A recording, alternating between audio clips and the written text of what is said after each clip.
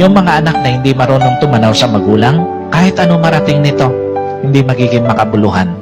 Kahit sinasabi natin na hindi naman obligasyon ng mga anak ang magulang, yes! Pero ang sabi ng Panginoon, honor your parent. At kasama dun sa pag-honor na yon, yung merong kang kayang gawin para sa kanila, ginagawa mo.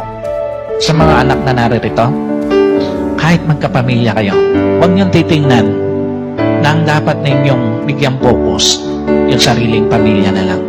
Hanggat nabubuhay ang mga magulang ninyo, iparamdam ninyo na kaya ninyo silang i-honor in all aspect ng buhay. Huwag kayong iiyak sa kanilang libing dahil marami kayong regrets. No, that is hypocrisy.